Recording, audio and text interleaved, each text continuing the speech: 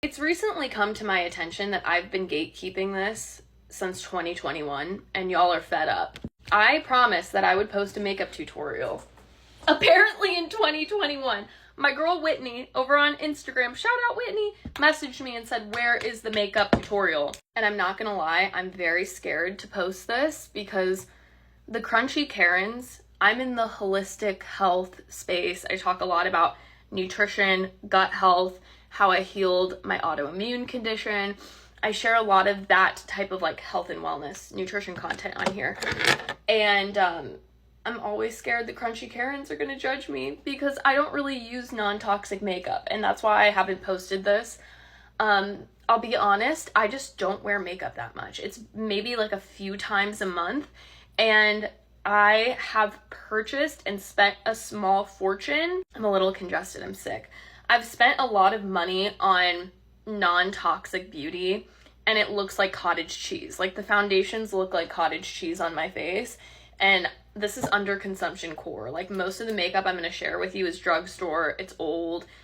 I don't even know if it exists anymore, so I haven't posted a makeup tutorial. This foundation is so fragranced. I hate the smell of it, but the way that this makes your skin look flawless, this performs better than $60 foundations I bought at Sephora. So I take a pump of that, and then with a flat foundation brush, I find this applies better with a foundation brush. I just apply it evenly all over my skin in the nooks and crannies. Okay, we don't want our face to be a different color than our neck. We blend it down, and this lasts truly all day. For reference, I have very dry skin and also acne prone skin, so that's a fun combo. Then we're gonna take the NYX, this is one of my favorite drugstore concealers, the NYX Bear With Me Concealer Serum. I have very dry skin. If you're a hypothyroidism, Hashimoto's girly, my skin used to be so much drier than it is, which is also a symptom of thyroid issues, fun fact. And there was a period of time I didn't even wear makeup because it would just dry and peel and pill off of my skin. Didn't matter how much moisturizer or primer I used.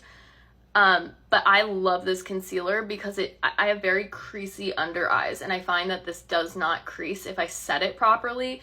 So I just warm that up on my finger and I put it in the under eye area. With the excess, I will go on the forehead and we'll do like a little mini contour moment. I'll tap that on the chin and right here.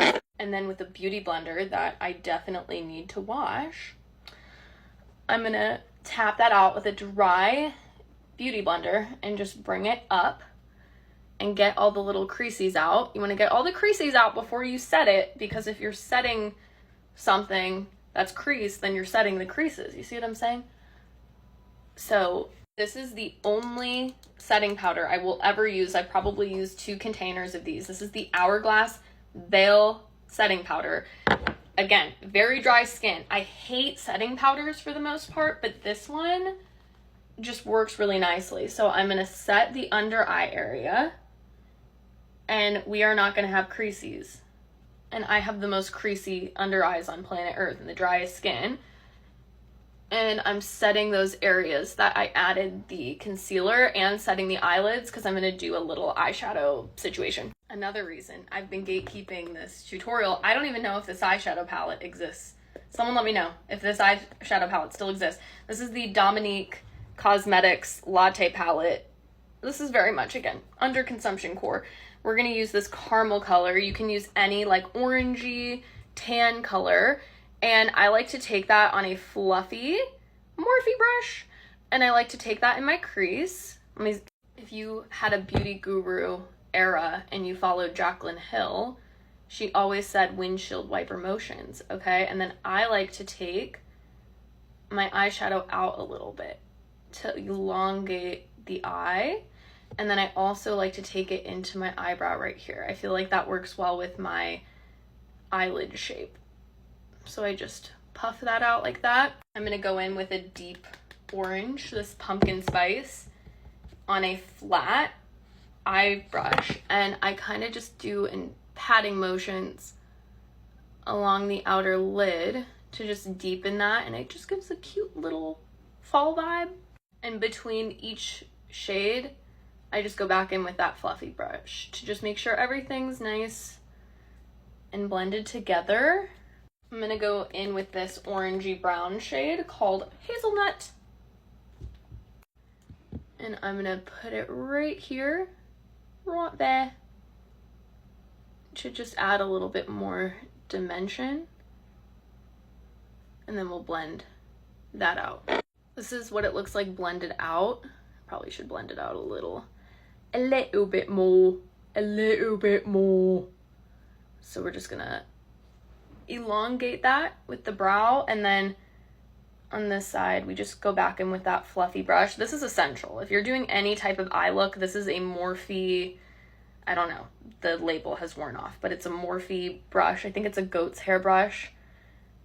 And between every shade, you just want to blend. I'm going in with this shade Mocha, and I'm going to put that in this under eye line, like really, really close to the lash line with this angled, I think this is an e.l.f. brush, like one of those like $1 e.l.f. brushes, and really subtle, like right against that lash line, just to make the eyes pop a little bit more. If you have green eyes, I think red would be a complementary color. Blue eyes, orange is a complementary color. So you can Google the color wheel and look up what color is complementary to your eye.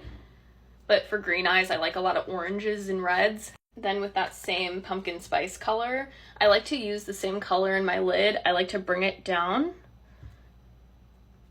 around the lash line too, and kind of connect the bottom to the top right here. I like to draw on my eyebrows as intense as the eyeshadow. So we're going for a medium strength brow today. I use the NYX Lift and Snatch. I've probably used 17 of these. Inexpensive, does the job, dupe for Anastasia Beverly Hills. With my fingernail, I just make sure my little brow hairs are, this is my flex too. I grew my tail of my eyebrow back after I lost it. That's also another weird symptom of hypothyroidism and Hashimoto's, is losing the tail of your brow. Look at that. That's a flex. I did not mean to flick you off. You're gonna take your NYX pen, and then I wanted to zoom you in more. I just go up in little hair like motions, and you really want it to, I like a bold but natural brow. You see what I'm saying? So I make sure this arch is the most bold part of the brow. When you use a pen like this, the first couple hairs you draw on will be the most intense. And so once I run out of ink, then I will go to the front, because this should be the most sparse area, and I don't like that looking too harsh. So just hair, very gentle. Hair-like stroke. I love. We're gonna go ahead and move in with a little, this is the shade Macchiato. Again, I don't know if this palette exists anymore, but the Kristen Dominique eyeshadow palettes, if her business is still around, some of the best eyeshadows, like look at that. Is that not beautiful? I just take that on my middle finger and I just messily give it kind of a worn in look, but she's still there. And then I take that on the inner corner with my finger.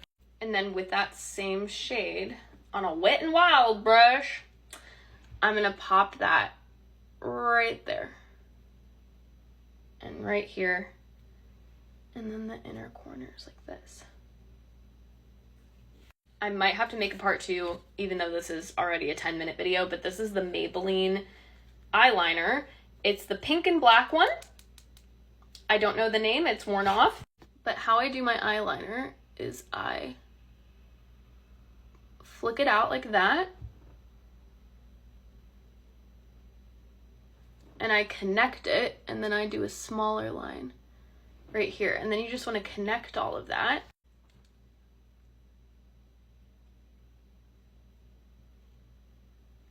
Oof. I did good. I did good. for filming that.